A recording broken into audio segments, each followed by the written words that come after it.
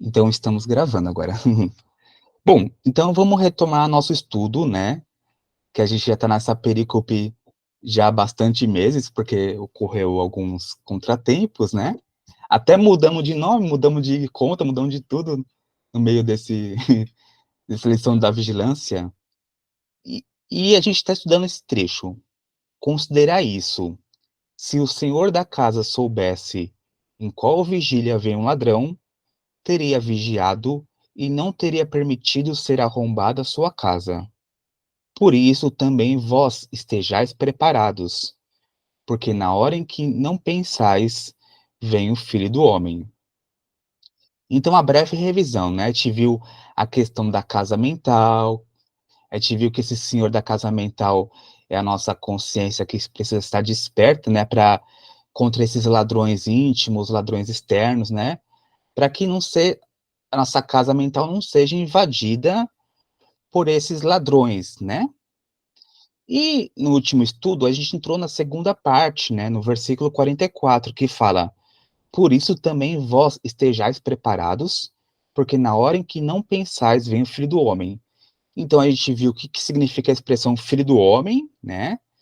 Que o pastorino vai falar primeiramente que Filho do Homem é aquele produto do homem já que já atingiu a sua perfeição relativa, né? Filho de alguma coisa é o homem por excelência, né? Ou filho de Deus seria equivalente a divino, filho da paz seria o pacífico, enfim, filho do homem seria aquele homem por excelência que nesse planeta nós conhecemos pelo nome de Jesus, né? Quando encarnou, ele encarna como o nome de Jesus. E aqui vem fala da vinda desse filho do homem. E diferente de outras vertentes religiosas, o espiritismo tem uma visão um pouco distinta. Alguém lembra o que, que a gente viu no último estudo? Você lembra? Aurino, Glória, não lembro quem mais que estava. Como que vai ser essa vinda do Filho do Homem? Ou se já veio? Não sei. Vocês lembram? Se quem quiser comentar também, Lorena, Luzia, Ivone. A Cris está com problema no dente, então ela não está podendo comentar. Vai comentar aqui no chat. Deixa eu até ficar de olho aqui no chat. Então, Eu leio bem rapidinho, André. Uma coisa que ficou muito clara para mim é esse entendimento da vinda do homem dentro de nós, né? Assim, do surgimento diante da nossa consciência, que a gente tem que ficar sempre alerta, né? Para que outras intercorrências espirituais não aconteçam, para que o Filho do Homem renasça dentro de nós, né? Através da nossa expansão de consciência, no entendimento daquilo que a gente precisa para crescer e evoluir. Que a gente esteja sempre preparado, vigiar e orar, né? Aquela coisa que a gente pensou, que falou da outra vez, sempre, né? Que a gente tem que estar sempre ligado sobre isso.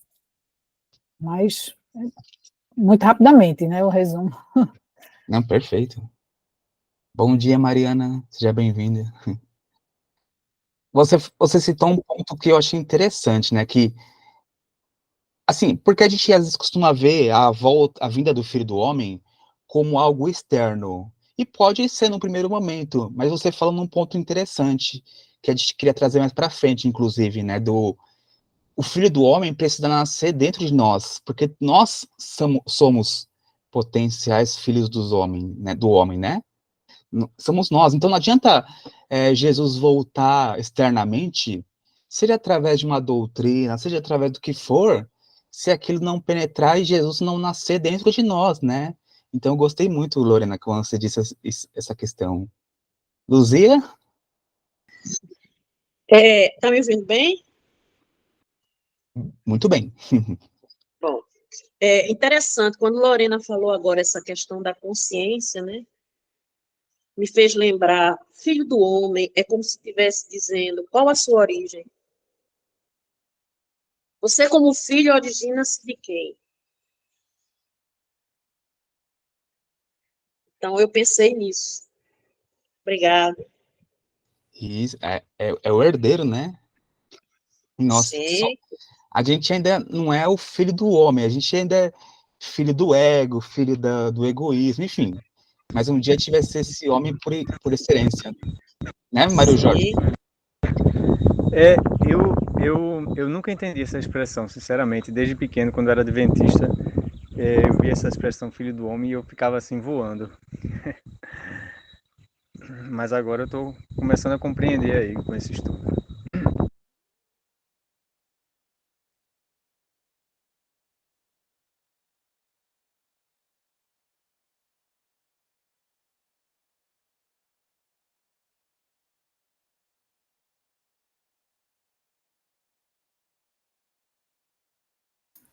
Teu som está desligado, André. Eu não estou ouvindo. Ah, desculpa. Não, eu falei que até vale a pena te rever essa parte que o Mário citou, né? Porque o Pastorino, ele vai falar algo interessante. Ele vai falar que a expressão hebraica filho de alguma coisa exprime o possuidor da qualidade da palavra que ele segue. Então, o filho da paz é o pacífico. Eles não tinham esse adjetivo pacífico, então eles usavam, você é o filho do maligno, filho da paz, filho do, enfim, né? Filho do estrangeiro é o estrangeiro. Nessa interpretação, filho do homem é o homem. E aqui a gente entende que o homem é aquele homem que já atingiu a sua destinação, né? Como diria Paulo, é aquele segundo Adão, aquele homem que já é uma alma não vivificante, mas, aliás, confundindo, mas é aquele humano que já atingiu a excelência, né? E ele complementa o Pastorino. O filho do homem é o espírito que já terminou sua evolução. Aqui a gente entende, claro, não é que ninguém termina a evolução, mas já atingiu um nível, né, de excelência, enfim, e que, portanto, se tornou o produto do homem, o fruto da humanidade. Não mais necessita encarnar, mas pode fazê-lo se o quiser. Não está preso ao ciclo fatal. Vem quando quer. São os grandes manifestantes. Aí ele continua, né? Então a gente achou bem interessante, né? E Jesus é um filho do homem, por causa que ele já atingiu essa, essa categoria, né?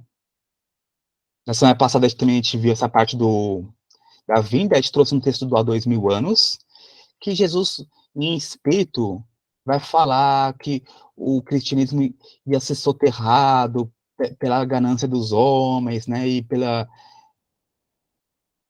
todas essas questões que a gente já viu ao longo da história. E eu gostaria de destacar essa parte aqui, né? Ele fala assim: soterrando o evangelho na abominação dos lugares santos, os abusos religiosos não poderão, todavia, sepultar o clarão de minhas verdades, roubando ao coração dos homens de boa vontade. E aqui ele fala dessa volta, né? Conforme entendida pelo Espiritismo. Quando a escuridão se fizer mais profunda nos corações da terra, determinando a utilização de todos os progressos humanos para o extermínio, para a miséria e para a morte, derramarei minha luz sobre toda a carne, e todos os que vibrarem com o meu reino e confiarem nas minhas promessas ouvirão as nossas vozes e apelos santificadores. Pela sabedoria e pela verdade, dentro das suaves revelações do Consolador, meu verbo se manifestará novamente no mundo, para as criaturas desnorteadas no caminho escabroso, através de vossas lições, que se perpetuarão nas páginas imensas do século do porvir. Mensagem do Emmanuel, né, do há 2000 anos. Então, para o Espiritismo, Jesus, primeiro que Jesus nunca foi embora, né, mas Jesus volta, digamos assim, mas como essa reafirmação de sua mensagem, né? E aqui é uma visão particular do André, né? Alguns vão entender que a volta de Jesus é o Espiritismo, é o Consolador Prometido.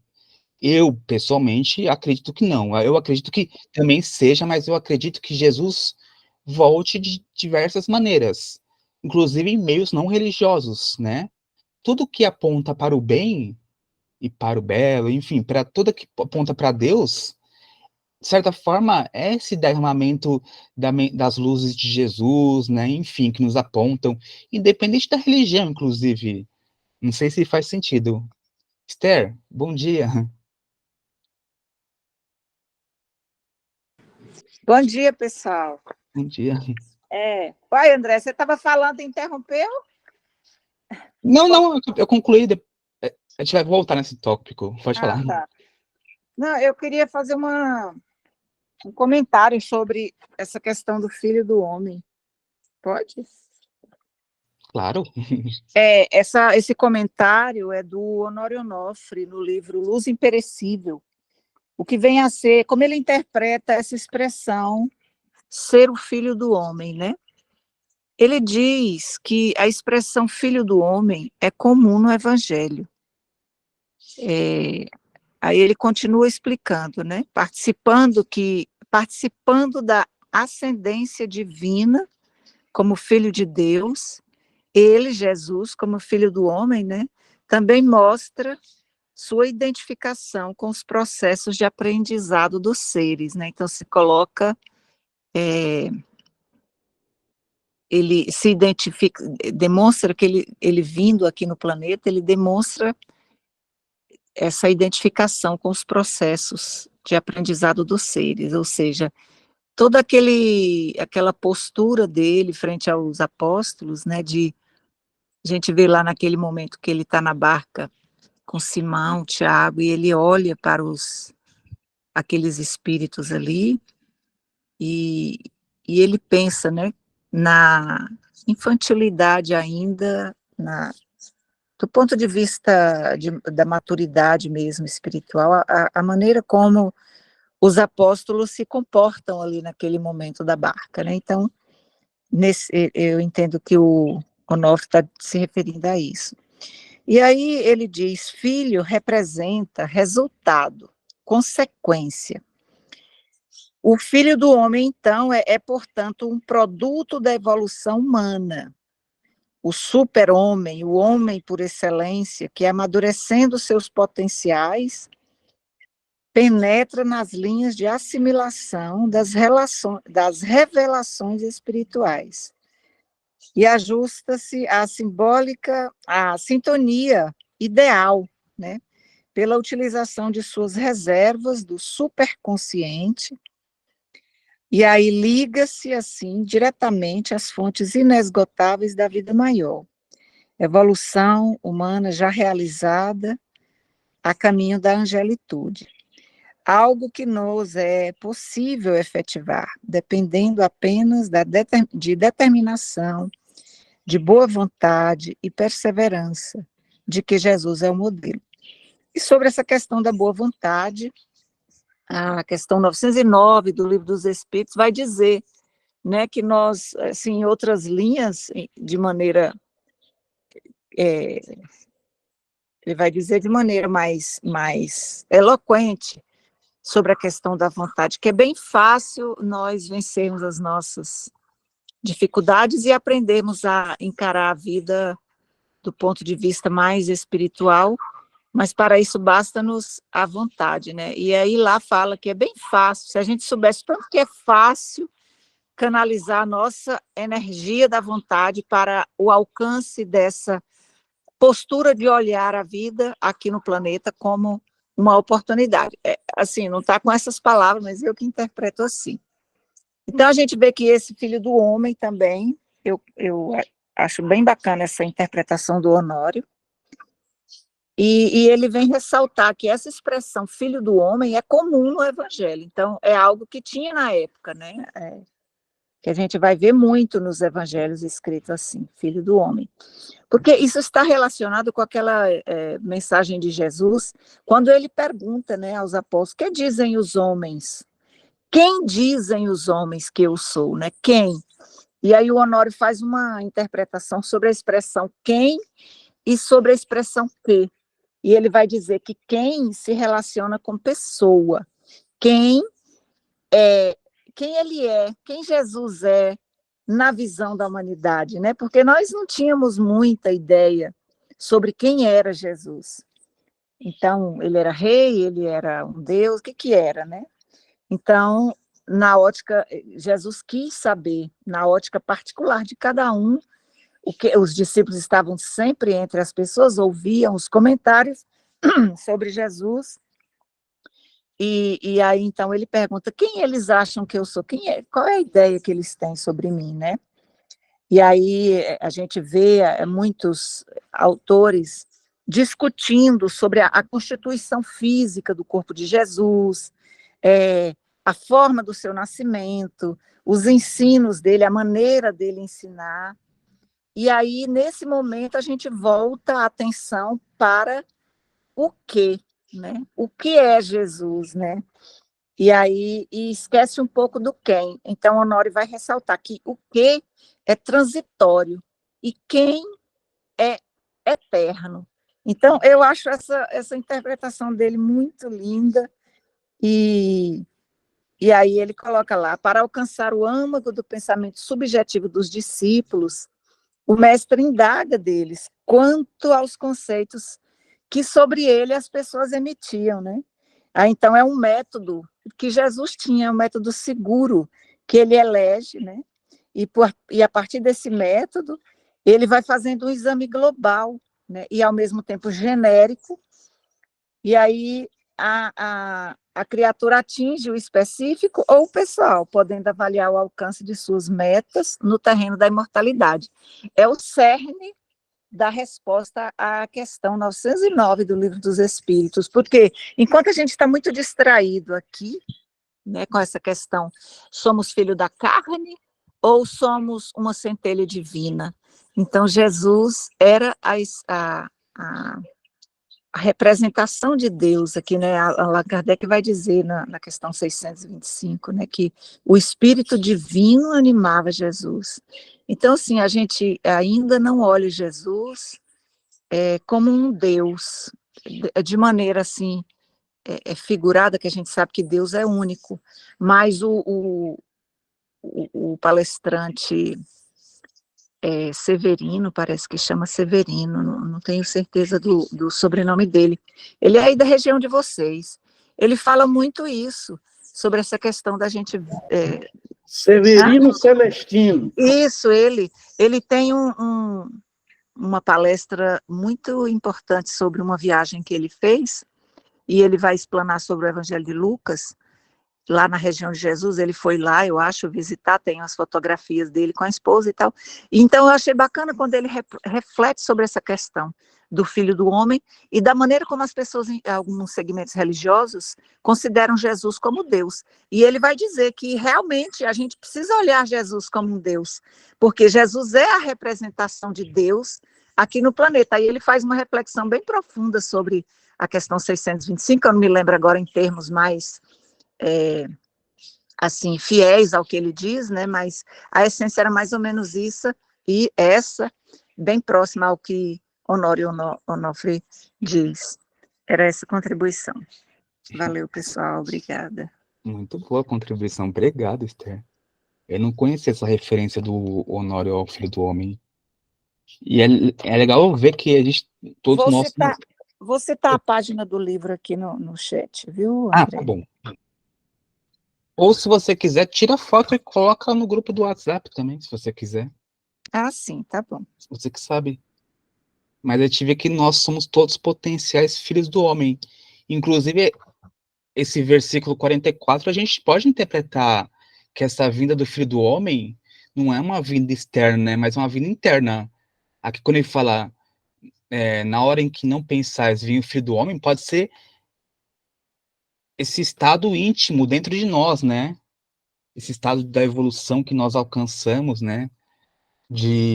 Dessa humanidade real, né? Como diz o Honório, enfim. Alguém quer trazer mais alguma contribuição? Com relação à vinda do Filho do Homem, vamos pensar que é a mensagem do Cristo, enfim, como a gente viu. Vocês pensam que ela pode ser, como eu disse, né, pode ser manifestada de diversas maneiras? Ou vocês já entendem que não, só a doutrina espírita é a mensagem do Cristo, enfim. O que vocês pensam a respeito? Lorena? interessante isso que você falou, porque eu acho que o que Deus quer da gente é muito mais do que a aderência a algum tipo de segmento religioso, que, na verdade, é intitulado pelos homens, né? Não é intitulado, é instruído pelos homens. Então, o que é que acontece? Se a gente for analisar, todas as religiões estão voltadas para o bem, né? Assim, a princípio, a base de toda religião é a religare, né? Ligação com Deus, ligação com o alto. Então, eu acho que se todos os caminhos levam a isso, todos os caminhos são válidos e todos os caminhos são importantes, porque vai atender à necessidade individual de cada pessoa, né? Então, no momento em que você tem um entendimento, vamos dizer assim, vamos dizer que são regras de um mesmo jogo.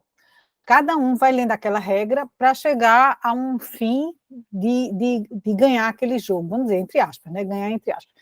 Então, o que é que acontece? Se a gente descobriu, a gente que eu digo o espiritismo, vamos dizer assim, chegou como revelação de um entendimento, como se fosse uma facilitação de um entendimento maior para compreender as regras desse jogo, vamos dizer, as regras mais fáceis de você compreender como é que o transcurso desse jogo, como é que você vai conseguir chegar lá, ótimo, perfeito. Mas não será o único caminho. Isso é dito por Kardec, como o Cris colocou aí no chat. Então, a gente tem que compreender exatamente, e isso é uma coisa assim, que, inclusive, nosso entendimento dentro do Espiritismo nos esclarece isso. A gente não pode levantar uma bandeira e dizer só o Espiritismo é o futuro das religiões. Isso não é coerente com o Espiritismo.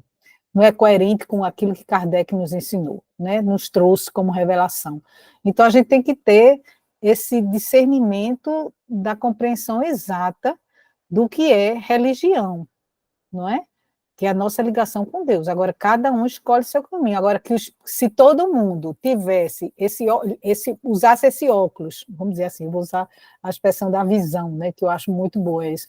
Se a gente tivesse uma visão, ou colocasse o óculos do Espiritismo para compreender isso, seria muito mais fácil. Com certeza seria muito mais fácil, porque a gente viria além, né, além, e facilitaria muito. E a gente não pode, inclusive, vê só, adianta, Aurina, eu posso fazer uma brincadeira com você, não posso?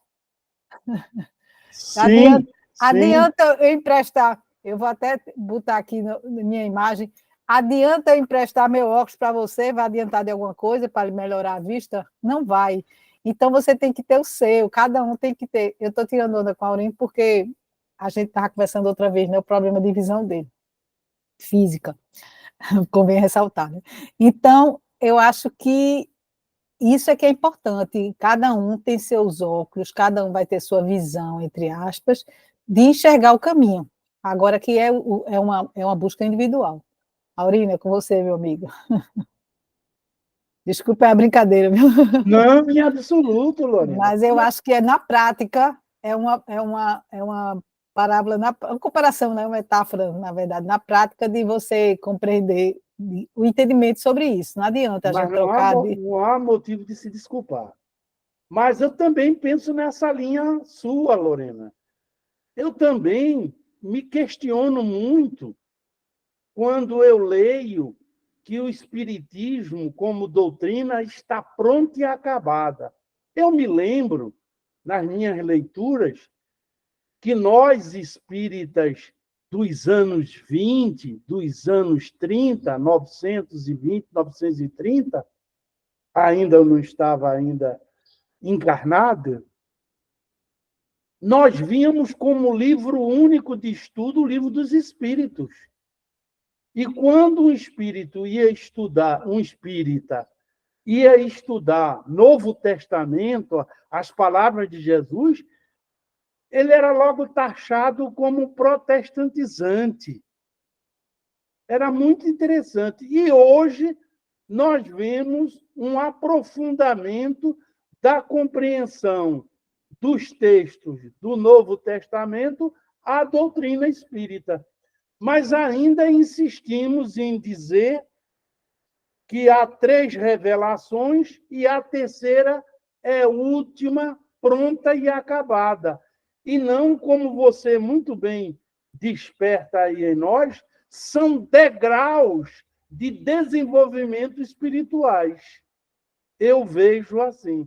Então, quanto se ele diz que o Espiritismo não é a religião do futuro, e sim o futuro das religiões, ou seja, esse arcabouço vai servir para um novo desenvolvimento, uma nova compreensão da vida espiritual, como Jesus bem deixou isso patente. Muito interessante a tua visão e realmente nós precisamos ter essa compreensão e não se limitar a nós criticamos tanto e às vezes nos tornamos tão dogmáticos quanto outros setores, outros segmentos. Perfeito. Luzia?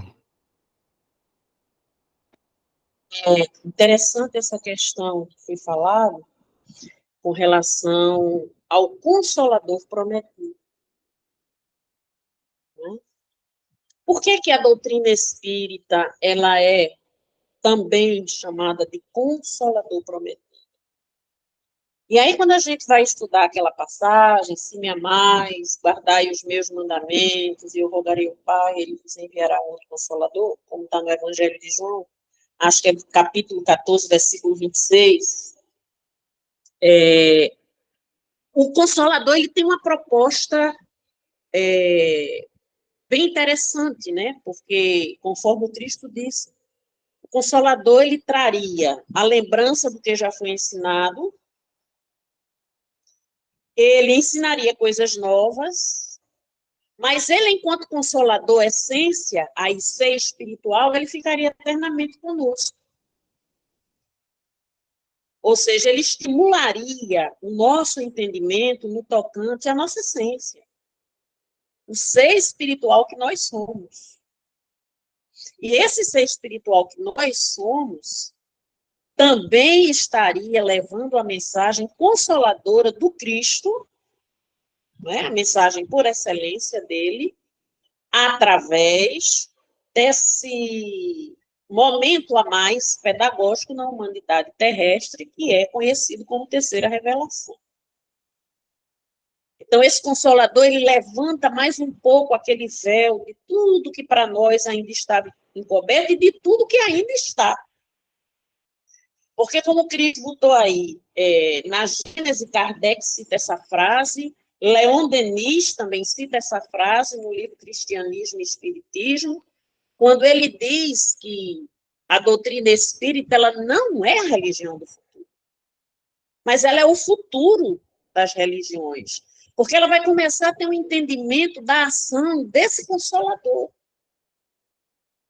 Então, qual a função da doutrina? E também concordo que a mensagem é para todos. Lembrar, relembrar, ficar eternamente conosco, mas a primeira função é consolar.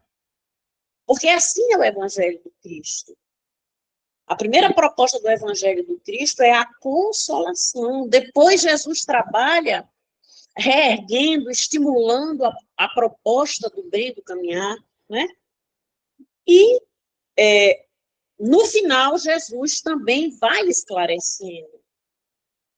Porque ela consola, ela exorta e ela esclarece. Então, à medida que nós vamos sendo esclarecidos, esse Consolador e esse Filho do Homem, no convite da mudança em nossa natureza, lembrando a nossa natureza, a nossa paternidade ou a nossa filiação, vamos assim dizer, não é? A gente vai paulatinamente sendo transformado. E eu acho que aí é que está a beleza desse aspecto consolador. Porque aí, quando a gente compreender e começar verdadeiramente a vivenciar, esse aspecto consolador vai tocar em nossos outros irmãos das outras religiões, como foi falado aqui, porque todos estão buscando não é? O evangelho, ele é único, as interpretações elas são variadas, de conformidade com a necessidade de captação doutrinária de cada um. E aí eu também lembrei, encerrando, porque já falei demais também, que os nossos queridos irmãos evangélicos, com relação a essa questão do que e do quem, como muito bem Esther trouxe para nós, essa maravilha, eles dizem que Jesus ele é 100% homem, mas ele é também 100% ser divino. Obrigada.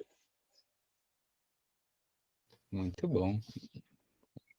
Muito legal essas reflexões. Até trouxe aqui, então a gente já viu o que significa o Filho do Homem, como que ele vem, né? Que para a doutrina espírita não é uma volta física, né? Mas é uma volta da sua mensagem, enfim. E ele fala, porque na hora em que não pensais, vem o Filho do Homem. Aí eu queria trazer a reflexão. Na opinião de vocês, esse Filho do Homem já veio, vai vir, tá vindo? Como vocês entendem essa questão dessa hora que ele vem? Alguém, o que vocês sugerem? Lorena? Eu acho que eu já comentei aqui, eu acho que essa volta do Filho do Homem é individual, né? Mais uma vez, eu repito que a gente tem que estar sempre preparado, porque a gente não sabe a hora que ele vai. Na verdade, a gente sabe, a gente não tem ainda, muitas vezes, a expansão de consciência para compreender. Mas eu acho que essa volta do Filho do Homem, que ele acontece sempre dentro da gente, né? Então, é individual para cada um. Para mim, ele vai acontecer no momento, para a Cris em outro, para Luzia em outro, enfim. Cada um vai ser um momento individual, porque algumas é como se fosse uma lapidação, que a gente usa muito essa expressão, esse exemplo, mas eu acho que é bem pertinente. É como se fosse um diamante, né? Cada um vai lapidando por um lado e o brilho vai surgindo, né? À medida que você vai lapidando. Então é individual. Se eu consigo lapidar somente um lado, eu vou ver aquele brilho mais tênue, né? Aquela coisa mais simplória. Mas se eu vou lapidando de uma forma mais efusiva, né, de uma forma mais eficiente, ele vai aparecendo, o brilho vai aparecendo mais. Então, eu acho que essa volta do Filho do Homem é como o Natal, né? A gente usa muito a expressão Feliz Natal, né? É dito muito no final do ano. Mas o Natal é como, também existe aquela música, o Natal é todo dia, né? O Natal é no momento que você faz o Cristo surgir dentro de você, que ele vai nascer no seu coração. Assim como é o Filho do Homem, né? Eu acho essa coisa que ele vai surgir, ele vai aparecer sempre dentro de nós, né? Que a gente vai fazer ele brotar. Brotar no sentido de nascer, surgir, fazer efetivamente sermos pessoas melhores. Muito bom, gostei. Raquel, bom dia. Lembrando que a Raquel que me ajudou a montar esse estudo. Foi verdade, no século passado, né? É. Na outra encarnação, André, a gente estava fazendo esse estudo, né? Mas olha como as coisas são, né? Eu ia falar o que Lorena falou, de verdade, assim, porque eu estava refletindo, né, sobre essa construção que a gente está fazendo em torno do que vem a ser esse conceito filho do homem e tal. E aí, quando eu pensei, levantei a mão, que Lorena levantou a mão, eu levantei em seguida, ela falou, veja, é a conexão espiritual, né? A gente está tudo em sintonia, porque eu também acredito, né? Eu acho que a gente está fazendo um esforço racional de compreender, né? Essa chegada do Filho do Homem, esse retorno, né? Essa vinda, essa presença, e a gente compreende de um lugar que já não é o lugar do personalismo, né? Ou seja, não é uma presença física, como em algum momento da nossa trajetória espiritual a gente acreditou que fosse esse retorno uma presença física, né? A gente já tem hoje uma chave de compreensão que é muito dentro dessa direção, né? Que também não é uma conversão por uma ideologia religiosa, né? E nem é uma conversão por uma filiação religiosa. Essa ideia do Filho do Homem, dentro disso que Lorena acabou de apontar, me parece que ele é viver dentro da intimidade, né? O filho do homem é fazer ele nascer, né? Na hora que ele chegar dentro da nossa intimidade. E tudo isso que a gente faz aqui, desse exercício, né, racional, dessa reconstrução histórica, né, são instrumentos para nos sustentar para adivinhar essa presença, né? Porque essa presença desse Filho do Homem na nossa intimidade é uma presença muito forte, potente, né? E transformadora. Então, o que a gente está fazendo é tatear, instrumentalizar, né? Assim, a gente, através de uma teoria, porque é necessário para a gente tentar construir em nós essa presença. Porque, veja, nesse texto que a gente está estudando, na hora em que não pensais, ou seja, não vem pelo racional esse Filho do Homem, né? Porque o pensamento, ele gera racionalidade, e não seria por aí. Ele vem de uma vivência, né? Então, assim, nós viveríamos esse Filho do Homem, albergando ele na nossa intimidade, através dos nossos gestos e ação no mundo. Essa é a chegada do Cristo. Essa é a promessa desse mundo transformado, né? Da gente poder viver o Filho do Homem na nossa intimidade, e isso resplandece para o mundo. Porque essa também é a expectativa de Jesus para a gente, para que a gente nos transforme no mundo, convivendo, né? Fazendo tudo, né? Tentando fazer uma filiação à espiritualidade, rompendo com o materialismo, né? Se filiando à ética cristã, né? Então, assim, tudo isso é a presença do Filho do Homem em nós. E, na realidade, assim, sabe quando é que a gente sente o Filho do Homem em nós, diante das provas? E aí, assim, somos todos nós, estamos em provação, né?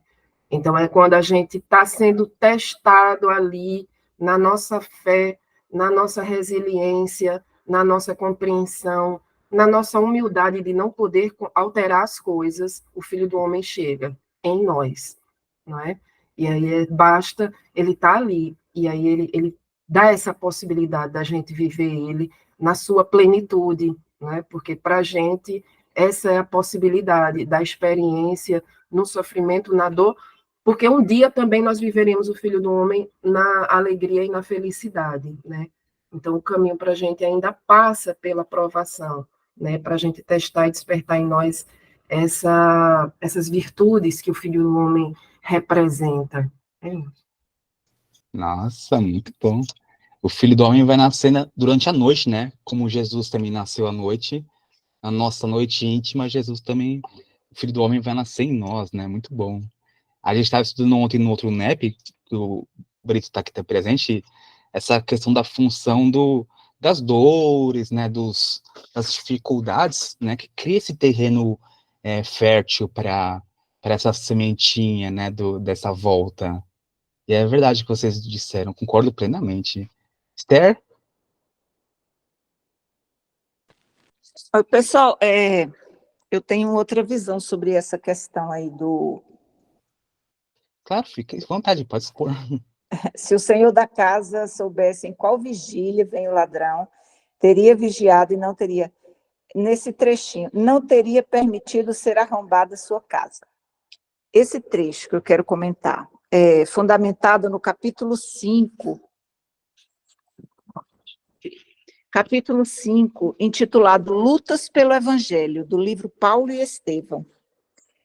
Nós vamos ver lá um momento em que Paulo e Barnabé decidem convocar Simão Pedro para opinar sobre a questão da igreja de Antioquia, né, que estava quase rachando o cristianismo por conta de um fato cultural que tinha na época, e era algo impregnado no judaísmo, que era a questão da circuncisão. E Paulo, ele não concordava com a circuncisão, né? Ele tinha as convicções dele pessoais, ele não era apóstolo. E então eles convocam Simão Pedro. Eu sei que Simão Pedro recebe uma carta, porque eu vou resumir aqui. o Sinédrio, eles ajudavam a Casa do Caminho, né, com as despesas de lá. Então, Simão Pedro, ele tinha quase que uma submissão a essa questão, porque a Casa do Caminho precisava desse valor, né, para as despesas. Então, ele recebe uma carta e então ele fica dividido entre o que ele achava, que ele também não concordava com a circuncisão. No fundo, ele não concordava, mas ele não queria se indispor com Tiago, porque Tiago era um dos apóstolos, né? Então, nesse momento em que Pedro é chamado para opinar, ele silencia. Então, Paulo fica muito chateado, e aí ele queria que Simão se declarasse, se manifestasse e tal. E aí, a conversa entre eles continua. Paulo, não muito satisfeito, ele faz um discurso em público, e ele, de certa forma, ele recrimina o comportamento de Simão. Bom, o que eu quero ressaltar?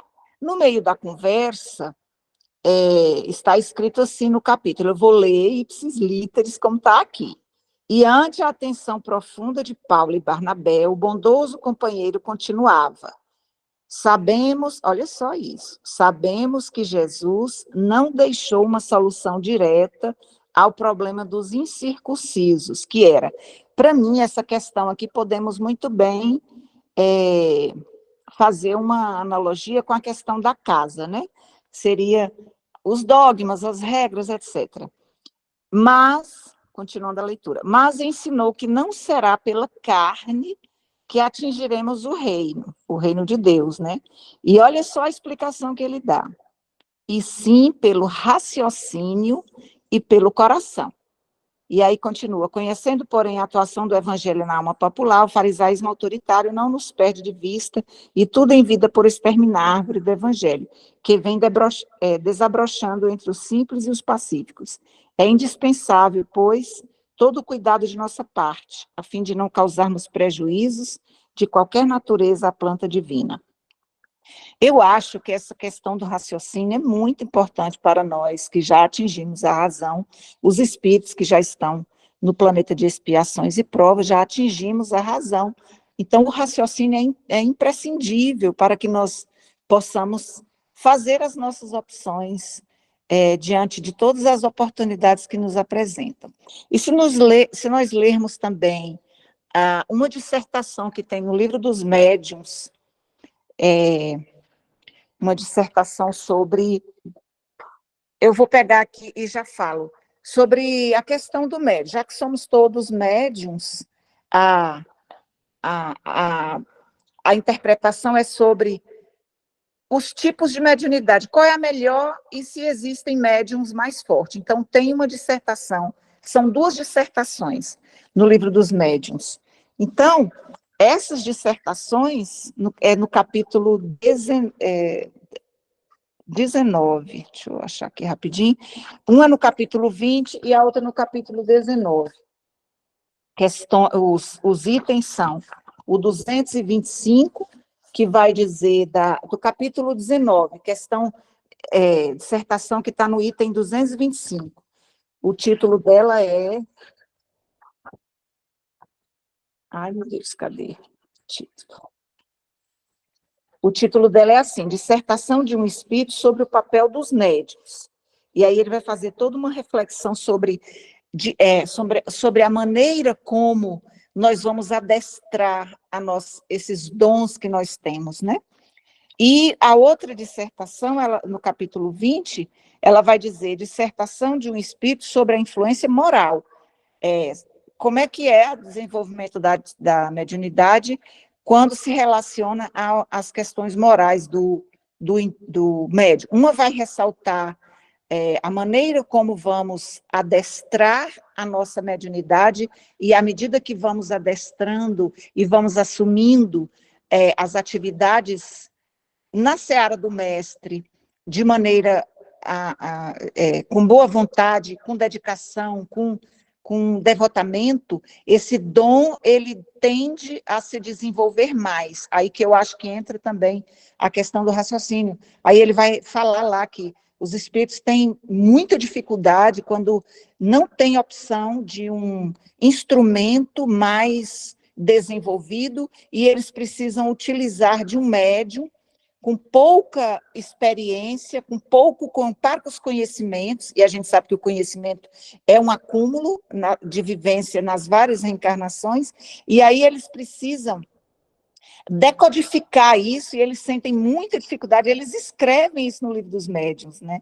E eles vão dizer que eles têm que soletrar palavra a palavra. Ele diz, efetivamente, quando somos obrigados a servir-nos de médiuns pouco adiantados, muito mais longo e penoso se torna o nosso trabalho, porque nos vemos forçados a lançar mão de formas incompletas, o que é para nós uma complicação, pois somos constrangidos a decompor os nossos pensamentos e a ditar palavra por palavra, letra por letra, constituindo isso uma fadiga e um aborrecimento, assim como um entrave real à presteza e ao desenvolvimento das nossas manifestações. Então, a gente percebe aqui o link entre as duas leituras que eu fiz e a importância do raciocínio para essa busca que nós estamos fazendo aqui. E na outra dissertação, eles vão dizer que está lá no item 227, acho que inicia ali,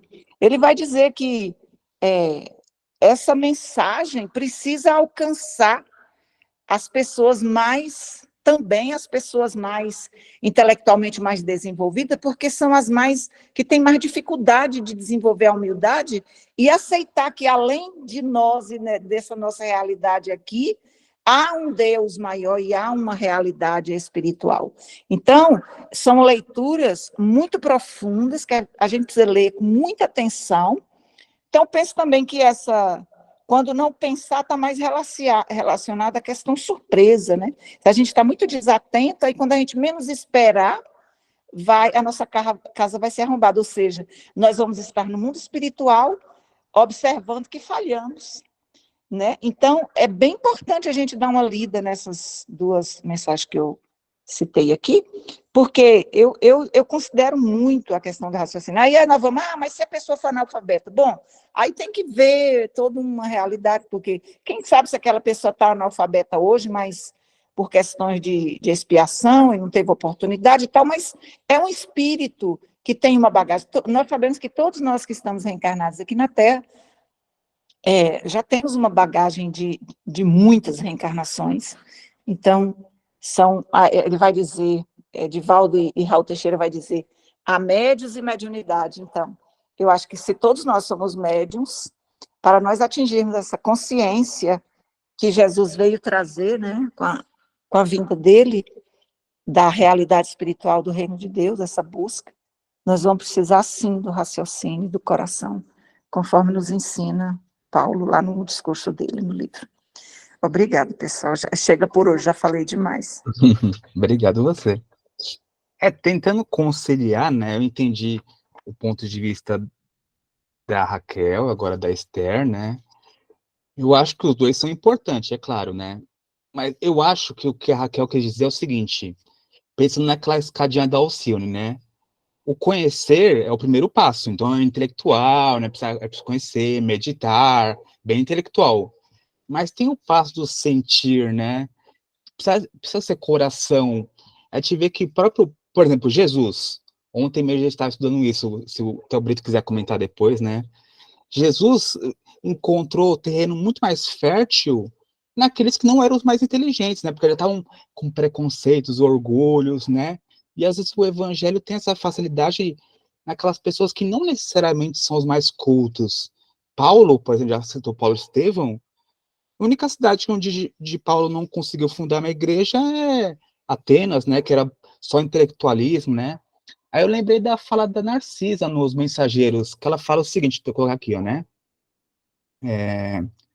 Enquanto o espírito do homem se engalfonha apenas em cálculos e raciocínios, o Evangelho de Jesus não lhe parece mais que repositório de ensinamentos comuns. Mas, quando se lhe despertam sentimentos superiores, verifica as lições do Mestre têm vida própria e revelam expressões desconhecidas da sua inteligência, à medida que se esforça na edificação de si mesmo como um instrumento do Pai. Quando crescemos para o Senhor, seus ensinos crescem igualmente aos nossos olhos, né?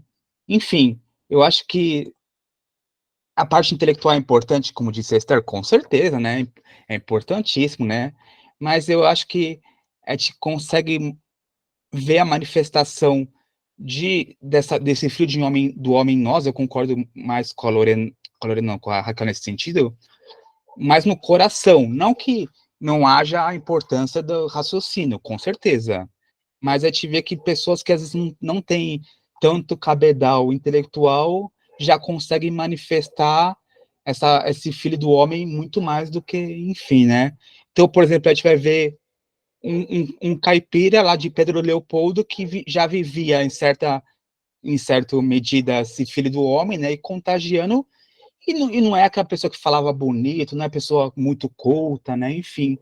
Então, eu vejo que os dois são importantes, mas o coração eu acho que também é imprescindível, viu? Eu acho. O que você acha, Raquel? Então, eu estou lembrando de uma comunicação que o espírito de Bezerra de Menezes fez através do médium Divaldo Franco num congresso espírita brasileiro, há um tempo atrás, onde ele meio que tentava historicizar o espiritismo no Brasil. E aí ele falava, a gente viveu a primeira era, que era a era do fenômeno, né, onde as pessoas se aproximavam do espiritismo pela questão fenomenológica da doutrina, e aí vinha toda uma questão do arcabouço teórico que você tinha para poder compreender esse fenômeno. Ele citou que a segunda era seria, né, o segundo momento, seria o momento da questão do assistencialismo, que aí a gente vai ver o quanto era forte, né, essa questão da prática da caridade junto à comunidade, que as casas espíritas encampavam isso lá pelos anos 50, 60, 70, né? E me parece que ele indica que justamente seria a terceira era, a era da vivência e da incorporação, que esse arcabouço teórico e essa prática da caridade faziam para que a gente, né, possibilitavam para que a gente vivesse a doutrina, né, no seu processo mais inteiro, que é justamente nessa acolhida pelo espírito do cristianismo, né? Então, assim, eu acho muito interessante, né? Porque eu acho que agora é pedido de nós, porque nós, espíritas, a gente corre o risco do intelectualismo, né? Se estamos aqui, veja, gente, tem todo. Quem lê André Luiz precisa de um respaldo intelectual tão grande, né? Eu faltei às aulas de física e, assim, muitas vezes eu fico perdida lá quando ele fala das ondas, né, do eletromagnético e tal. E aí, assim, é o nosso risco, porque nós somos frutos, nós somos espíritos que estamos encarnados e somos frutos dessa racionalidade, né, porque já vivemos isso na encarnação anterior, estamos flertando com isso agora, só que veja o contrassenso, nós nascemos no Brasil. E o que é que isso significa? O que é que significa a pátria do Evangelho nascer num país profundamente desigual como o nosso? Onde a maioria da população não tem escolaridade. Né? O que é que significa isso? Um chamado à vivência. Porque eles vivem o Cristo, e às vezes vivem muito mais e com muito mais intensidade que nós, aqueles que são, né, que estão nas provas mais profundas do desamparo material, né? Os empobrecidos. Então, assim, é isso, né? É essa conciliação. Esse é o grande desafio da doutrina, e é o grande desafio, o próprio Kardec vai colocar isso, né? Que é essa conciliação entre a razão, né? Essa racionalidade e o plano da vivência que vem através dos sentimentos e das virtudes, né? Isso é interessante. Um não anula o outro. Eles são o projeto de conciliação, de costurar essas duas para viver Jesus na sua inteireza, né? São duas asas, né? Então eu tive que... Inclusive, a gente está aqui todo sábado com a parte intelectual, né? Não tá desmerecendo a parte intelectual, mas eu espero que isso toque também os nossos corações, porque se ficar só no intelectualismo, a gente vai virar fariseus, né, do espiritismo, aí não é meio complicado sem a vivência, né? Mas voltando aqui ao trecho selecionado, né? Eu penso igual a Lorena, que cada um tem a sua hora, né? E eu penso, não sei se vocês concordam, que essa vinda do Filho do Homem não é, aconteceu no dia tal, na hora tal, né? Ela vem a todo momento, né? Para alguns, e são constantes, né? É, talvez para Paulo, para Saulo, essa vinda do Filho do Homem veio na estrada de Damasco, por exemplo, para Luzia, talvez veio numa dificuldade, para o Aurino na outra dificuldade, né? Então, enfim, acho que essa vinda do Filho do Homem são momentos, né? E por isso que a gente vai ver que a gente precisa estar preparado para poder estar atentos e acolher essas vindas, né? Porque quando a gente menos espera, vem, né? E sobretudo, como disse acho que foi a Luzia que disse, né? Nas dificuldades que a gente mais vê isso. Uma pessoa que está lá no carnaval, por um carnaval, que está lá, que está na balada, ela não está preocupada com o filho do homem, com essa parte espiritual. Mas vai ver num hospital, num asilo, num lugar onde tem mais dificuldade. As pessoas já estão mais propensas a essa vinda do Filho do Homem, né? Cada um no seu tempo, né? Cada um. Deus respeita o estágio de cada um, o nível de consciência de cada um, né? E a gente precisa estar preparado. Acho que é isso, né, Lorena, que você estava dizendo. É exatamente isso, André. É como se fosse assim um treino, tá? Se a gente for analisar de uma forma mais prática, é como se fosse um treino. A gente tem que, um dia a gente aguenta determinado reforço, né? Determinada forçada de barra, vamos dizer assim. Aí a gente está sendo colocado à prova, né? Ou de uma expiação, ou da coisa, e a gente sobrevive ali, a gente se refaz e ressignifica. Aí depois vem uma outra situação que a gente, poxa, eu achei que já tinha superado, aí vem mais difícil. Aí daqui a pouco em algumas circunstâncias, o que eu quero dizer é o seguinte: em algumas circunstâncias, o filho do homem vai aparecer naquele momento, né? Vamos dizer, a gente vai, como que você bem falou, André, vai aparecer. Mas essa constância é que vai identificar o quanto a gente está crescendo e evoluindo. Porque, é como você disse, a gente não tem uma data, né? Aí hoje eu sinto que eu coloquei para fora, que eu fiz acontecer tudo que eu tenho estudado, tudo que eu tenho aprendido. Aí, daqui a pouco, daqui a 5 minutos, acontece uma coisa bem forte assim na minha vida, aí eu esqueço de tudo. Aí eu coloco para fora a Lorena ignorante, a Lorena que não sabe de nada de espiritismo, a Lorena que não estudou, aí foi-se embora tudo. Aí daqui a pouco eu cresço, evoluo mais um pouquinho diante de outra situação, aí, menino, que besteira que Lorena fez, aí vou modificando. Então, eu acho que é um treino, esse treino constante, vamos dizer assim, essa forma constante, é que vai fazer com que seja uma coisa natural. Cada vez mais vai se tornando natural esse nascimento dele dentro da gente, né? Esse filho do homem surgir.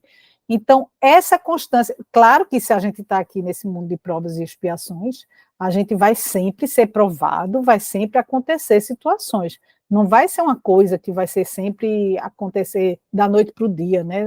É como foi Luzia que botou a nossa estrada de Damasco. A gente está sempre vivenciando essas situações. O que vai fazer a diferença é a constância. Para uns, essa constância é sempre, né? Sempre ainda não, né? Porque não está na Terra, mas vai ser mais frequente. Em outros vai ser, mas a gente vai aprimorando, vai crescendo e treinando nossa espiritualidade para que isso seja de forma mais tênue e constante mesmo, né? Que é o que a gente veio fazer aqui, né? Nessa reencarnação. E que tem que ser, e é para isso que a gente está aqui, né? Como a gente fazendo um link com o nosso exórdio. Né? Nossa, muito, muito bom. E tem tudo a ver com a parte que depois a gente vai falando link final, né? Mas se essa vinda do Filho do Homem vem no momento em que a sua casa mental está sendo ocupada por esses ladrões, seja o ladrão do egoísmo, do orgulho, ou ladrões exteriores, enfim, né? Como que você vai conseguir acolher esse filho do homem se você está dando hospedagem para esses ladrões, né? Sua casa está sendo arrombada. Por isso que a gente precisa ficar vigilante, né? Para, enfim, para esse momento. E aqui até vem outro momento, né? Vós estejais preparados, porque na hora, né? Então a pergunta é, a reflexão, por que que a gente tem que estar preparado para essa hora em que não pensais vir o Filho do Homem? Qual a importância de estar preparado, vocês acham? E como que se dá essa preparação? É estudando, é vigilância? É como que é essa preparação? E por que é importante? O que vocês pensam a respeito disso? Luzia? Acho que há 3 semanas atrás a gente estava lendo a perícope, né? E a gente se deteve muito nessa estejais preparados. E aí a gente foi buscar, né? O que significava estar preparado, né? Eu fui fazendo as pesquisas. E estar preparado é estar disposto. Então, será que eu, Maria Luzia, estou nesse sentido, né?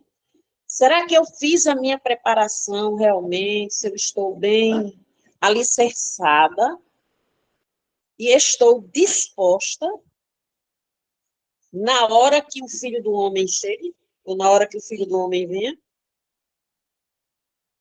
Né? Uma vez, partindo também aí de um dos irmãos que falou, né, esse pensar, ou seja, tirando o raciocínio, tirando o uso da razão, será que eu vou estar disposta a compreender? Né? E será que eu vou estar preparada para segui-lo? Porque a gente sabe, quando eu coloquei aí no grupo, não sei se foi você que falou na Estrada de Damasco, ou se foi outro amigo ou amiga, é preciso a gente estar preparado para uma Estrada de Damasco. E é preciso a gente estar disposto para ultrapassar, né, os muros da Estrada de Damasco. Paulo estava totalmente preparado, pegando o exemplo de Paulo Estevão. Paulo estava preparado.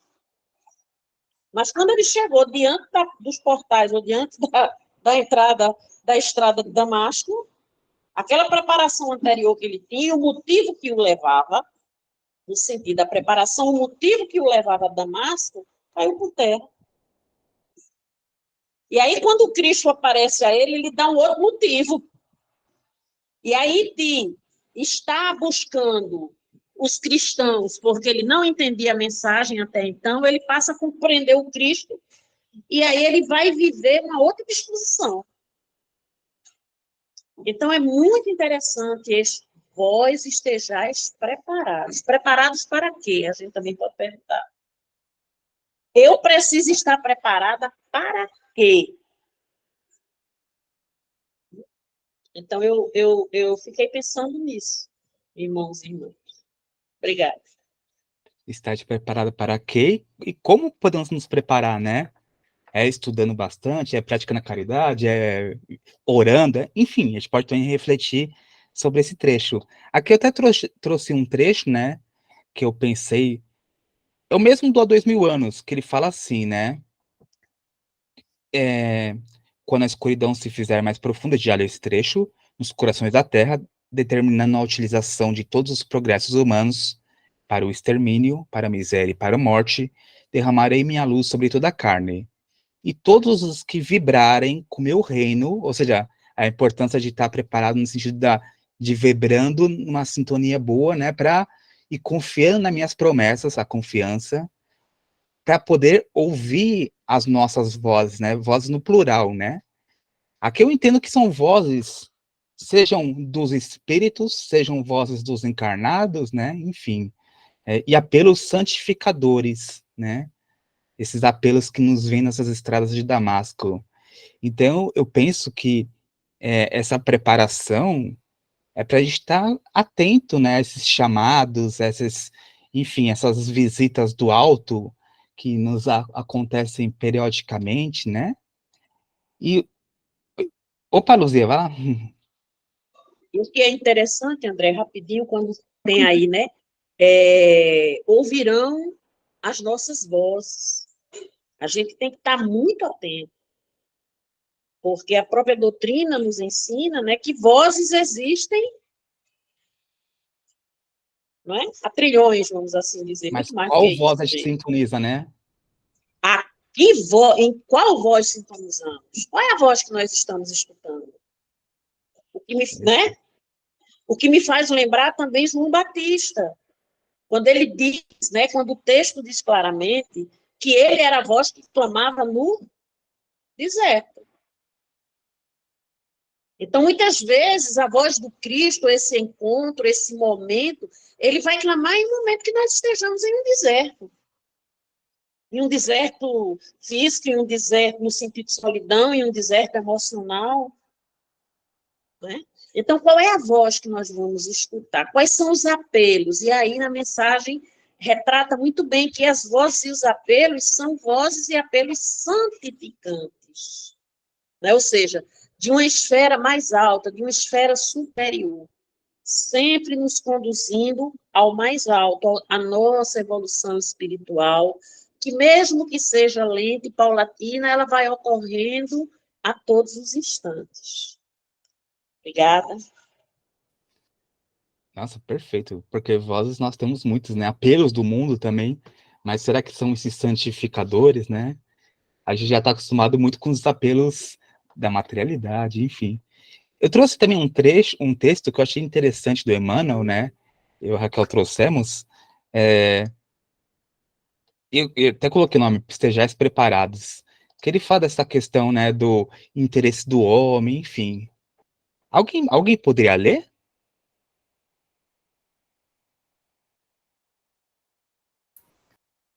Eu posso ler. Opa, peraí, vai lá. Alguém falou antes? Não. Não, você. Ah, tá. Estejais preparados. Em geral, o homem se interessa por tudo quanto diga respeito ao bem-estar imediato da existência física, descuidando-se da vida espiritual a sobrecarregar sentimentos de vícios e inquietações de toda sorte.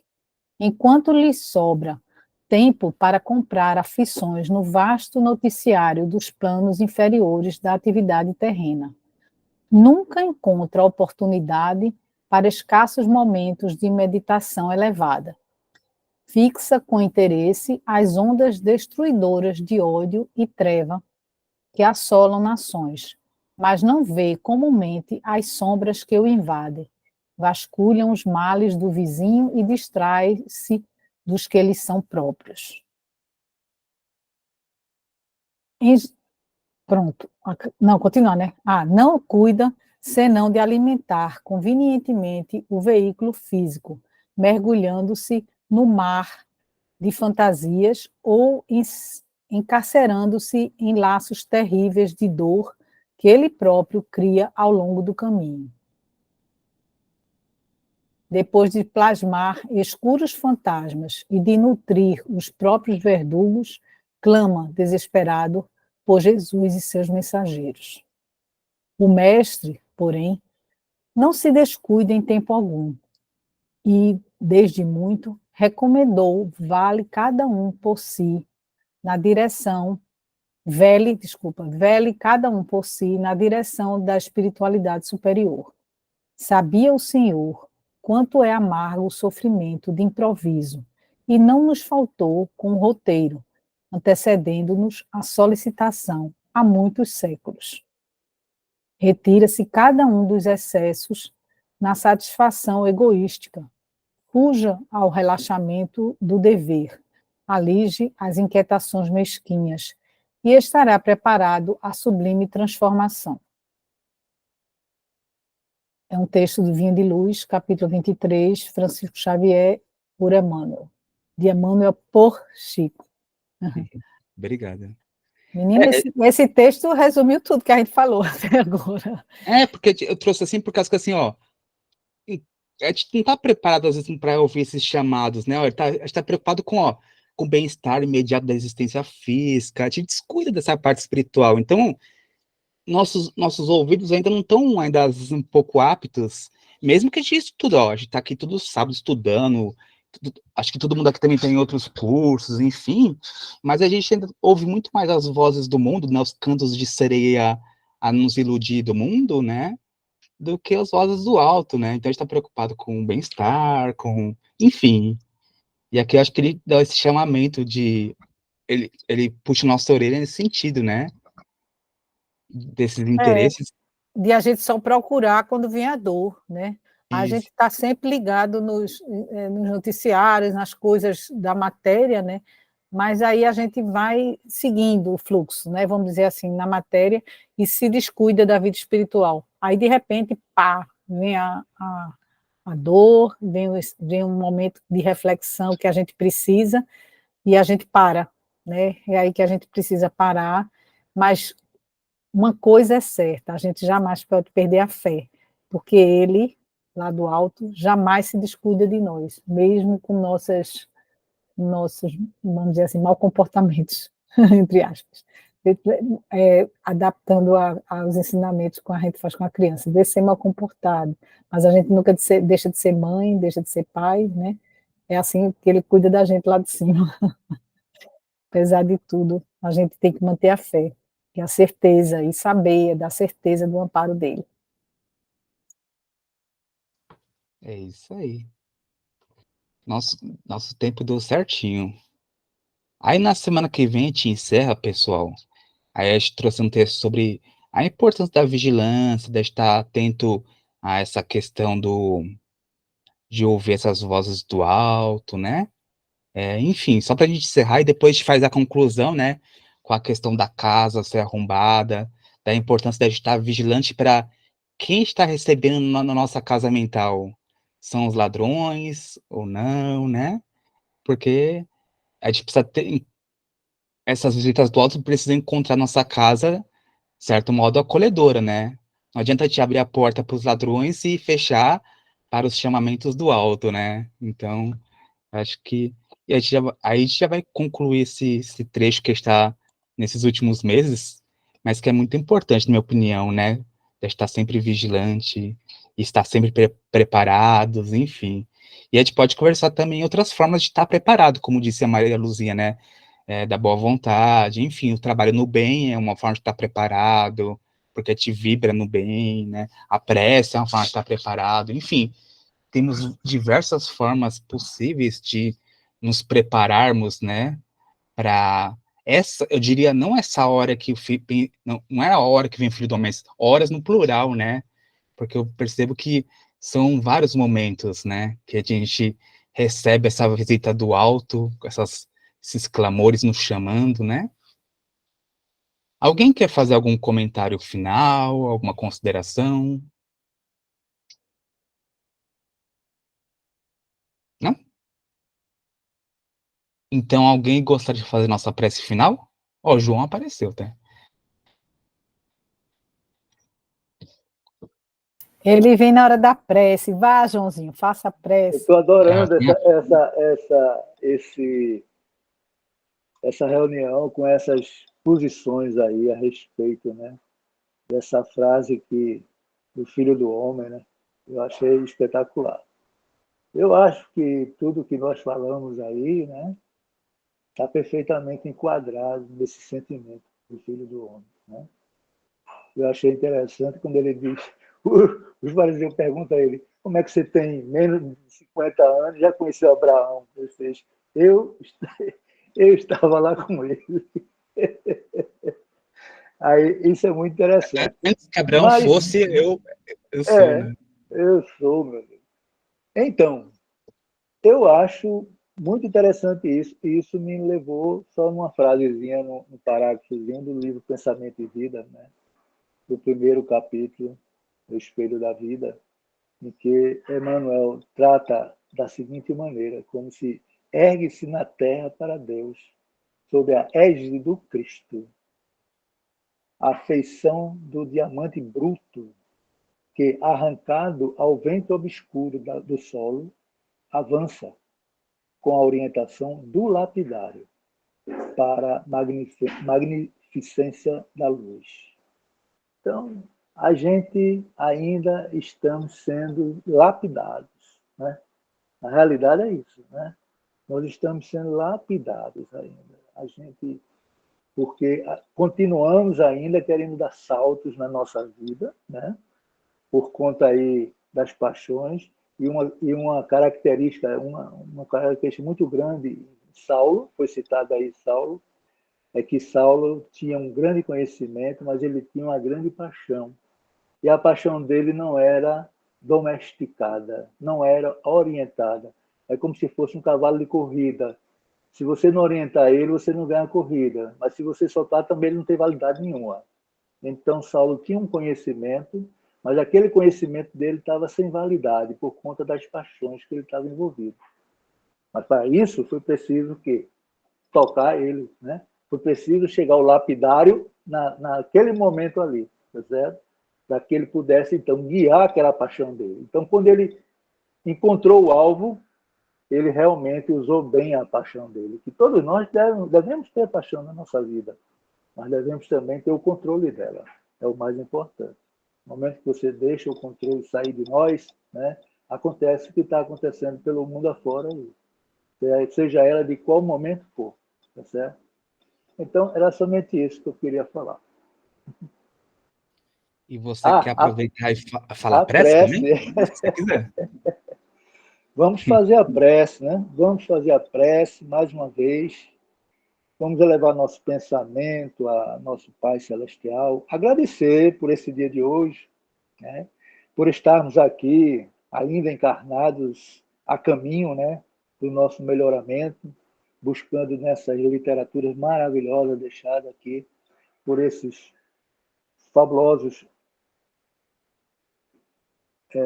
apóstolos que trabalharam tanto para que isso tudo chegasse para a gente, mas também os conhecimentos também vindo desses espíritos maravilhosos, né? Como Emmanuel e tantos outros aí, tá certo? Joana de Anjos, que não são espíritos puros, mas são espíritos que já têm a consciência, sabe das coisas, e está passando para a gente algumas coisas que nós devemos assimilar, tá certo? Então, cada vez mais, cada espírito desse que apresenta-se para nós, né, é porque realmente ele sofreu na vida dele.